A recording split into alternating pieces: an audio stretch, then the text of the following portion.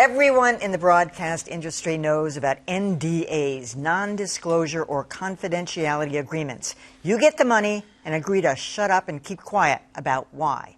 Now, though, there is change in the wind as NBC last week agreed to release women from their NDAs.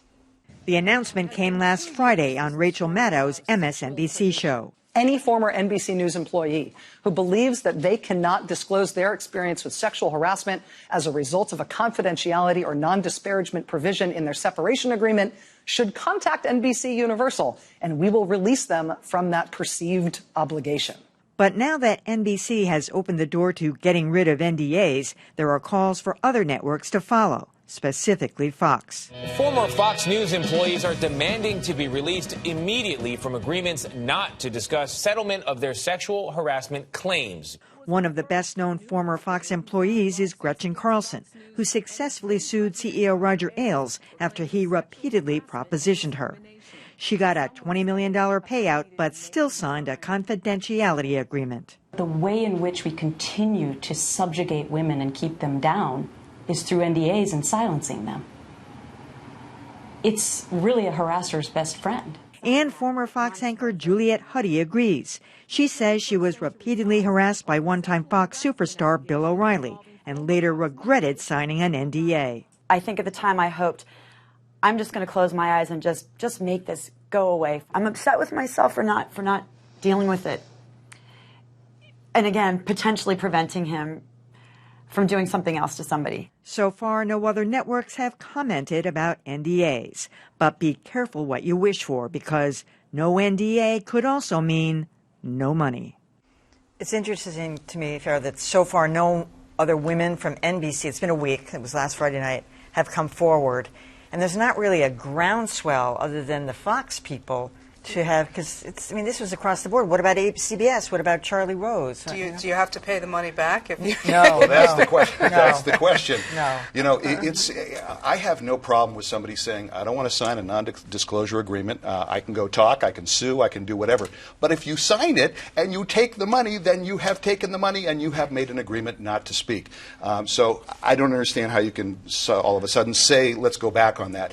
But one thing, though, with NBC doing this and saying it is anybody who wants to get out of their NDA can talk to us, I think all they're trying to do is just CYA and trying to neutralize the story. And I don't think it's going to, they're trying to neutralize a story that's been hurting them for a long time now, months. What is this crazy provision that if you want to come forward, you have to come to us first? I mean, I don't understand that at all. Oh, I do. If they got to verify who you are and what the no. Maybe they want the heads up. You can't just open up a floodgate. Well, I think you can. I think you can, and I think they should. I would say that when it comes to the Catholic Church abuse scandal, I mean, that was all about NDAs and a judge deciding that people didn't have to live by them. And so, I mean, I do think there are precedents for opening these agreements up, and if you don't open them up, then how are you ever going to discover a really bad pattern? I don't know. Well, do you have to give the money back, right? No, they've already made that clear. I really want to get away from thinking that these women came forward to get money. This is akin to someone's killed and they get a judgment for the death. They would rather have their loved one. They did not seek for that money. I'm sorry, I don't care. What you're taking the money for is to just give you some relief from the pain that you went through, and you have to still live with it because you can't talk about it. And they all got fired. And your career is ruined. I mean, there is so much that's left out there for you to have to swallow, which is what Gretchen is saying. I'm now watching, as she says, these movies about my life. I would love to be able to tell you exactly what happened. You know, the one that was on, I think it was Showtime or whatever. Right. Not the one, that's a new one. Yeah. But the one that was on Showtime used a lot of documents. But there were still some pieces they could not put together because the people could not talk. So that's a lot. I don't begrudge them any kind. In fact, I wish they'd gotten more for the kind of gross nastiness that they had to put up with. But my point is that for NBC to ask you to come, I don't know. I think that is... They've said they'll let everybody off, but I mean, they've got to talk to. They also said that you can come and talk to us if anybody here is bothering you, and you know how that went. And what's this language about perceived? I mean, it's either in the contract or not. Perceived. That's right. Well, I think that was their way to say to try to say that there are some that maybe it came to talk to us and we didn't really quite follow through with, but yet we know there's some other stuff going on. For example, like we didn't know the name of the person, the young woman that was accusing Matt Lauer, and then she finally came forward, encouraged by Meredith Vieira. So there's layers to this that would come out in the public if this was opened up.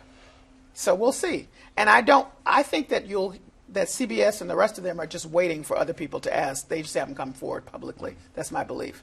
But anyway, it was gross. The last thing I would want is money from.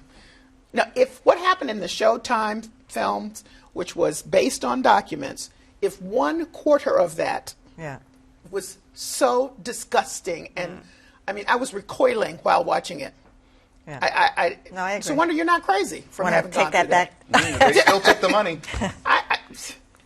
Well, they should. They're nice.